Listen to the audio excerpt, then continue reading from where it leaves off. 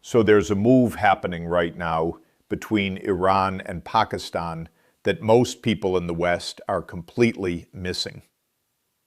And I want to explain exactly what it means because the silence from Washington on this one, that's the loudest part of all.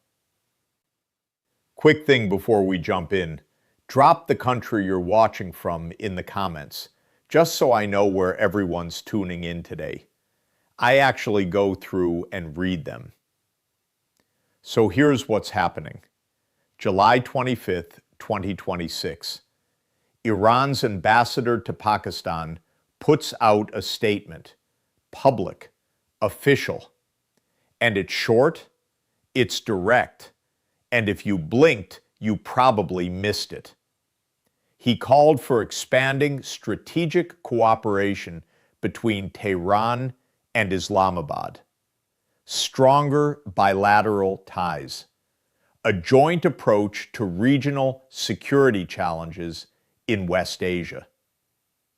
Now, on the surface, that sounds like diplomatic boilerplate, right? Two neighbors saying they want to get along better. Happens every day. But here's the thing. This isn't two random countries. This is Iran, and this is Pakistan. And the timing is everything. Because let me ask you something. When was the last time you heard Iran publicly, formally, ask for deeper strategic cooperation with anyone? I mean, really ask. In writing, through their ambassador, on the record. You can't remember, can you? Because it doesn't happen that often. And when it does, it's usually a signal. And the signal here, it's pointed right at someone. Actually, pointed right at two someones. The United States and China. Let me walk you through what's actually going on. First, you have to understand the geography. Iran and Pakistan share a border, about 900 kilometers, rugged, mountainous, difficult terrain. They've had a complicated relationship for decades, sometimes friendly, sometimes tense. There's the Baluchistan issue, there's sectarian dynamics, there's the whole Saudi-Iran rivalry that Pakistan has always been caught in the middle of. But here's what changed. Over the last 18 months, something shifted underneath all that. The global order, if you can even call it that anymore, it's been cracking. The war in Ukraine dragged into its fourth year. The Israel-Hamas conflict, that's now spread into a broader regional confrontation. The Houthis in Yemen are launching missiles at commercial shipping. The Straits of Hormuz, that choke point where 20% of the world's oil passes through, it's become a flashpoint multiple times just this year alone. And through all of it, Iran has been watching, waiting, calculating, and so has Pakistan. Now, I know what you're thinking. Pakistan is a U.S. ally. Sort of. They've taken American aid for decades. They've got a complicated, fraught, on-again, off-again relationship with Washington. But they've also got China breathing down their neck, literally, through the China-Pakistan Economic Corridor. That's the flagship project of Beijing's Belt and Road Initiative. Billions of dollars in infrastructure, ports, roads, power plants. Pakistan is deeply, deeply embedded in China's sphere of influence at this point. And Iran? Iran is under the heaviest sanctions regime in modern history. The United States has squeezed them to the point where their currency is practically worthless on international markets. They can't sell oil openly. They can't access global banking systems. They've been isolated, economically strangled, and diplomatically cornered for years now. So why would Pakistan want to get closer to Iran? Why would Iran make this move now? Because they both see something coming. And that something is a world where the United States is no longer the sole guarantor of security in the Middle East. Look, I'm not going to sit here and tell you America is retreating from the region completely. That's not true.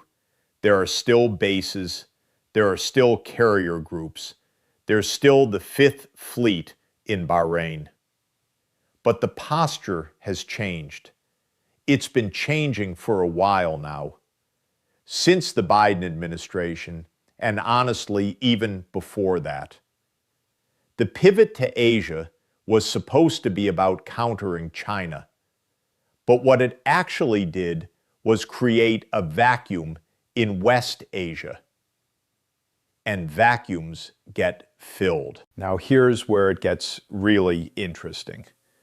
Iran's ambassador didn't just say, "Let's be friends." The language he used was strategic cooperation. That's a specific term in diplomatic circles. It usually means something beyond normal trade and cultural exchanges. It usually means military coordination, intelligence sharing, joint defense planning, maybe even basing rights, or joint exercises, or a mutual defense understanding. And that's the part that the mainstream media didn't really dig into. They reported the headline, "Iran and Pakistan discuss cooperation." Move on. Next story. But if you're in Islamabad, or Tehran, or Beijing, or Washington, you know that phrase means something. Let me back up a little and give you the history you need.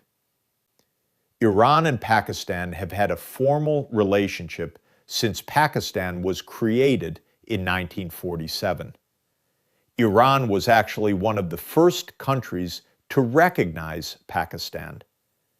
They were close during the Shah's era. Both were part of the CENTO alliance, which was basically a US-backed anti-Soviet pact. Then 1979 happened, the Iranian Revolution. Everything changed. Iran became an Islamic republic, fiercely anti-American, and suddenly Pakistan had to walk a tightrope. They needed good relations with Iran for trade and energy, but they also needed to keep the Saudis happy, and by extension, the Americans. For decades, that tightrope held, wobbly sometimes, but it held. Then came the nuclear issue, Iran's nuclear program, Pakistan's nuclear program. Both countries have nukes. Pakistan actually helped Iran with nuclear technology back in the 80s, believe it or not, before things got complicated. So there's history there, trust, but also betrayal. The relationship has always been layered. Neither side fully trusts the other. Neither side fully walks away. So what changed? A few things, and they all happened within the last year or so. First, there's the Saudi-Iran rapprochement that China brokered in 2023. That shocked everyone. Beijing got Riyadh and Tehran to sit down and normalize relations. That was a massive diplomatic win for China, and it told Iran something important. China can deliver on big geopolitical stuff. China isn't just a trading partner. China is a power broker. Now, Pakistan watched that happen and thought, if China can do that with Saudi and Iran, what else can they do? And where do we fit in? Second, there's the whole CPEC thing, the China-Pakistan Economic Corridor. It's been plagued by militant attacks. Baluch separatists, the TTP, other groups. The security situation along the corridor has gotten worse, not better. And Pakistan has been struggling to protect those Chinese investments. Beijing has been getting frustrated. Quietly, behind closed doors, they've been telling Islamabad they need to get their security house in order. So Pakistan looks west to Iran, who has experience with similar security challenges, who has border issues with similar groups, and who also has a bone to pick with the United States. Suddenly, a partnership starts looking practical. Third, and this is the one nobody's really talking about, is energy. Pakistan has massive energy shortages, rolling blackouts, industries struggling. They need natural gas, they need electricity, and Iran has both. Iran has the second largest natural gas reserves in the world, but they can't export it easily because of sanctions. Pakistan has been wanting to build the Iran-Pakistan gas pipeline for years. The Americans have pressured them not to. But what if the Americans aren't in a position to pressure anyone anymore? What if the calculus changes? And that's the question hanging over all of this. Because right now, the United States is in a presidential election cycle. 2026 is a midterm year, so it's not a presidential year. But the noise is already deafening. The political discourse is fractured. The foreign policy establishment is distracted. And Iran and Pakistan are looking at that and saying, now's our window. Let me pause here for a second and just be honest with you. I've been covering international politics for a long time, and I've seen a lot of these diplomatic statements get issued and then fizzle out. Sometimes they're just posturing. Sometimes it's just rhetoric. But this one feels different. Why? Because of the word strategic. When an ambassador uses that word, it's not an accident. They don't throw it around casually. Every word in a formal diplomatic statement is vetted, negotiated, debated. Someone in Tehran approved that language. Someone in the foreign ministry decided this was the right moment to put that out. And someone in Islamabad received it and didn't push back. They let it stand. They didn't distance themselves. They didn't issue a clarifying statement saying, we're just talking about trade. That silence is an answer. Now let me tell you what happens next, because this is where it gets genuinely scary. If Iran and Pakistan start coordinating militarily, you're looking at a potential shift in the balance of power in South Asia and the Middle East. Iran has missile technology. Pakistan has nuclear weapons. Pakistan has a deep, experienced military with decades of counterinsurgency experience.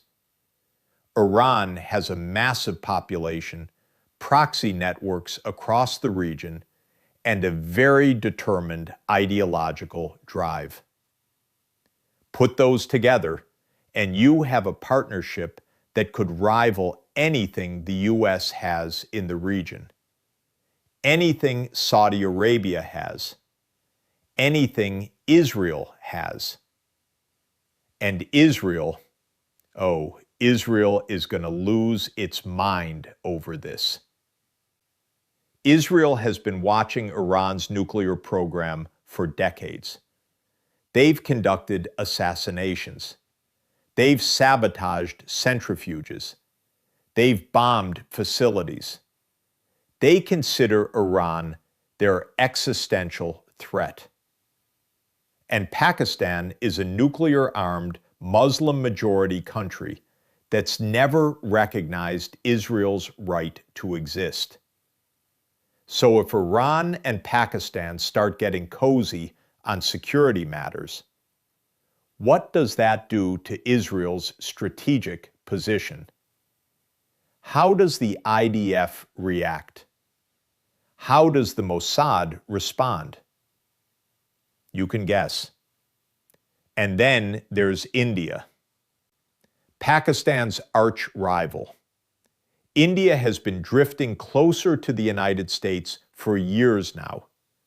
They're part of the Quad with the US, Japan, and Australia. They're buying American weapons. They're conducting joint naval exercises.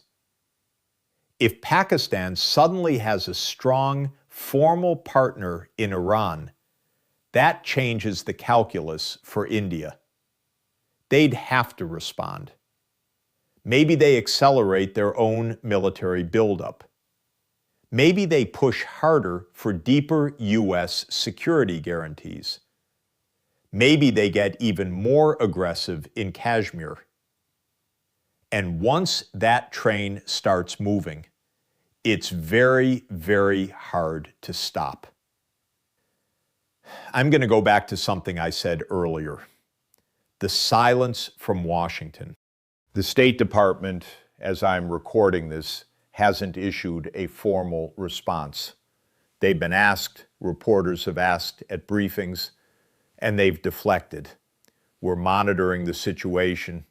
We encourage all countries to respect international norms. That's it. That's the full weight of the American superpower responding to a strategic realignment in one of the most volatile regions on Earth. A realignment that could put a nuclear-armed country in closer orbit to a country the U.S. considers a hostile state sponsor of terror. And they're monitoring.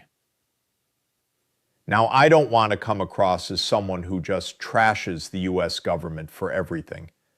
That's not what this is. But you have to call it what it is. This is a failure of attention, a failure of priority, a failure to recognize that the world is reordering itself while Washington is looking at the polls, looking at the budget, looking at the next election. And the people who are taking advantage of that distraction, they know exactly what they're doing. Let me give you a scenario. Picture a meeting in Tehran. Maybe it's the Supreme Leader's office. Maybe it's the Revolutionary Guard Command. They're looking at a map. They're looking at Pakistan. They're thinking, if we can get over-the-ground access through Pakistan, we can supply our proxies in Afghanistan more easily. We can send weapons to groups in Central Asia. We can open a land corridor that bypasses the Persian Gulf entirely. That's massive because right now Iran is reliant on sea routes. They can't ship heavy weapons through the Gulf without risking interception. But if they can move things overland through Pakistan, that changes the whole game. That gives them strategic depth. That gives them options they haven't had since the 1980s. Now, Pakistan gets something out of this too. They get energy. They get a partner on their western flank that isn't aligned with India. They get access to Iranian technology, Iranian intelligence, maybe even Iranian support in Baluchistan, where they've been fighting an insurgency for years. They also get a hedge against China, because while China is their biggest patron, it's always risky to be fully dependent on one great power.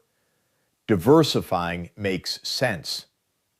Adding Iran as a second strategic partner, that's smart, actually, if you're Pakistan. And China? How does Beijing feel about this? Interesting question. Because on one hand, China wants to see Iran integrated into the region. They want stability for their Belt and Road projects. They don't want conflict. So a Pakistan-Iran partnership is probably fine with them, as long as it doesn't undermine CPEC, as long as it doesn't create friction with the Gulf states, who are also Chinese partners. But on the other hand, China has historically preferred to be the central node, the one that everyone comes to. If Iran and Pakistan get too close, too independent, too self-sufficient, that's not ideal for Beijing. So China is watching this too, carefully, maybe even nervously. And that's the thing about all of this. Nobody is fully in control. Everyone is reacting.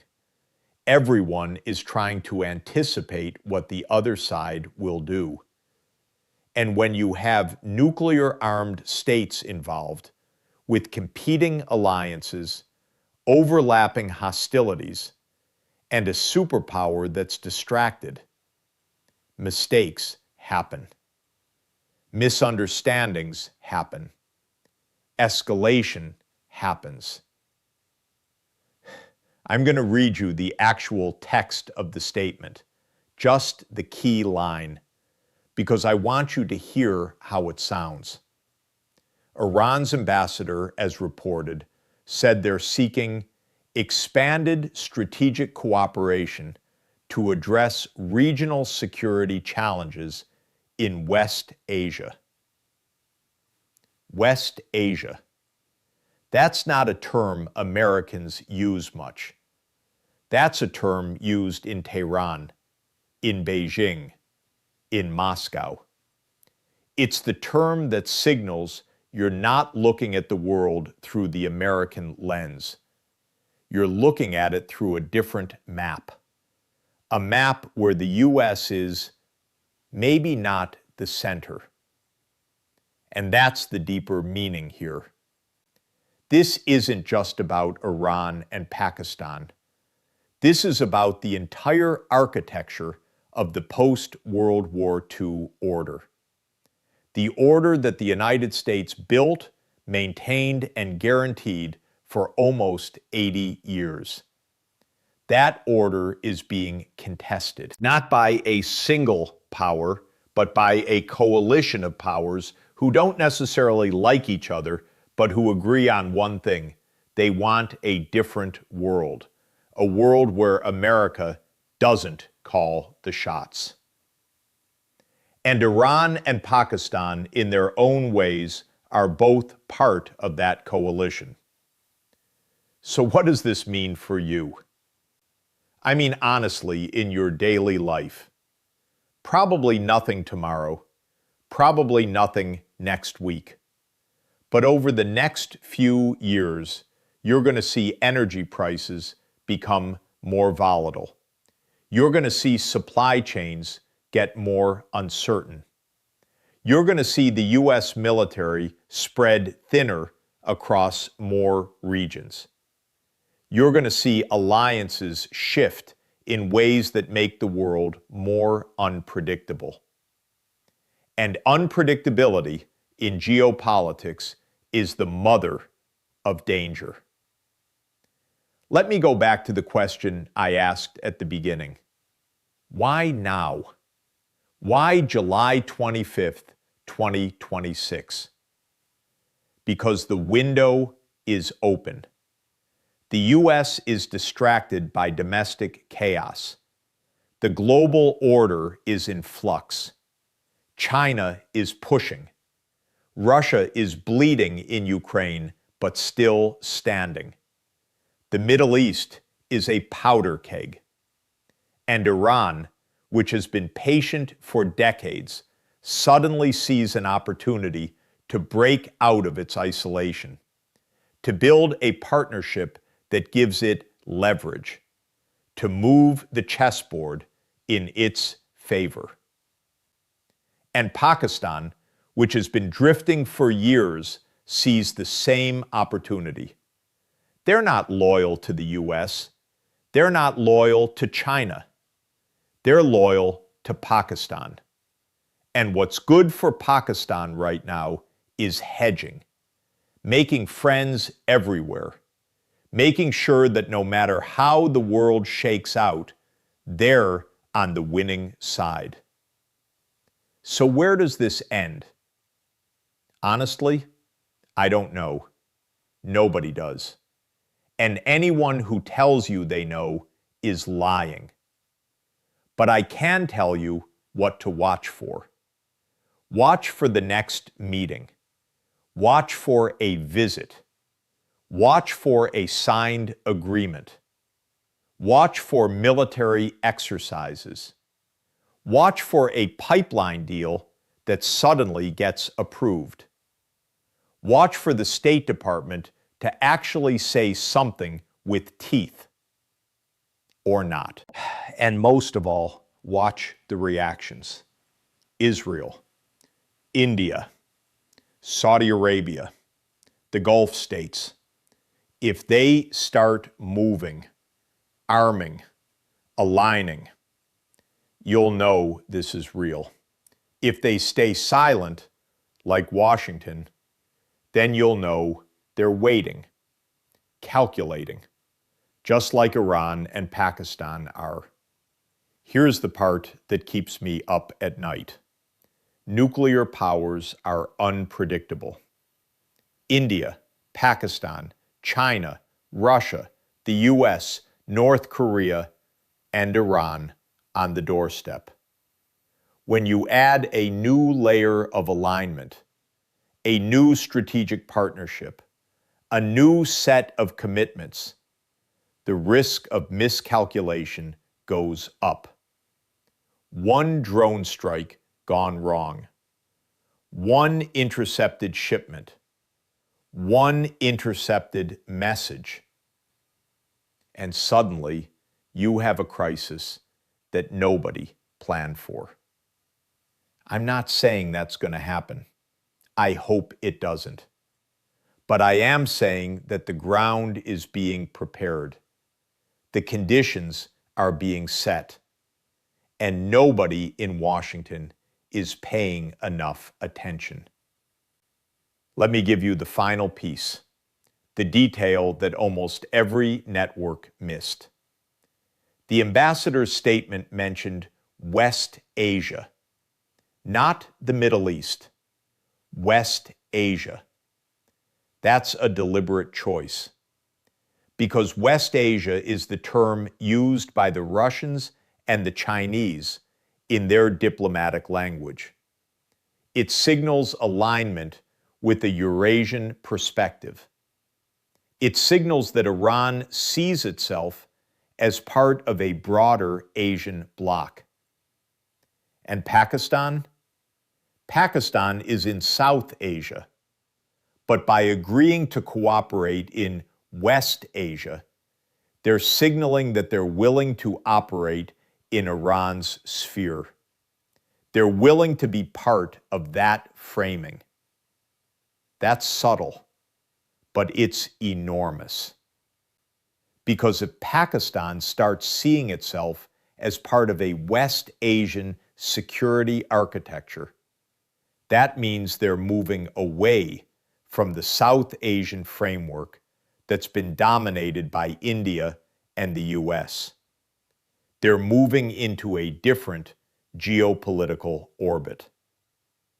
And that orbit is one where China, Iran, Russia, and maybe others are the gravitational center.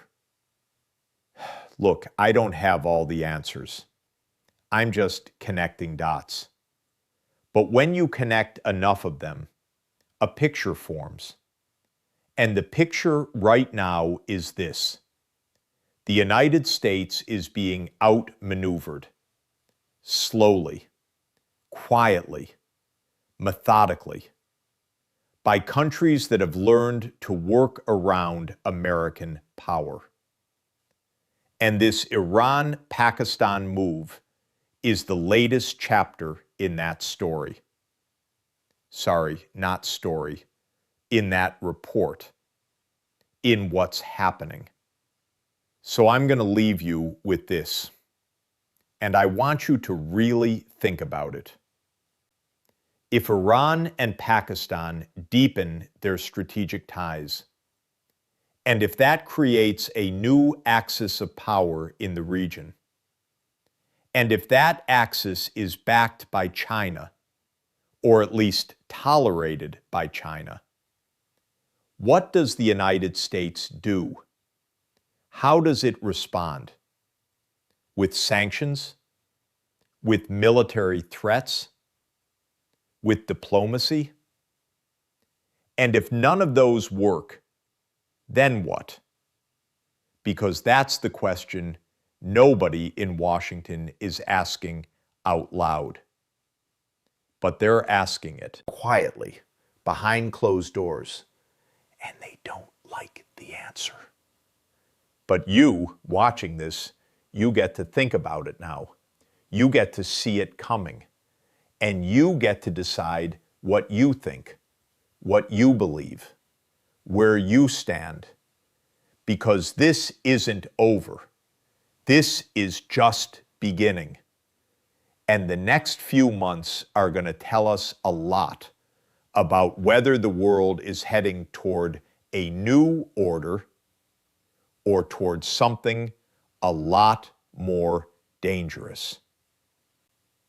Thanks for watching. Thanks for listening. Thanks for being someone who actually cares about what's happening out there past the headlines. We'll keep tracking this, every twist, every turn, and we'll talk again soon. Take care of yourself. Stay sharp and keep asking questions.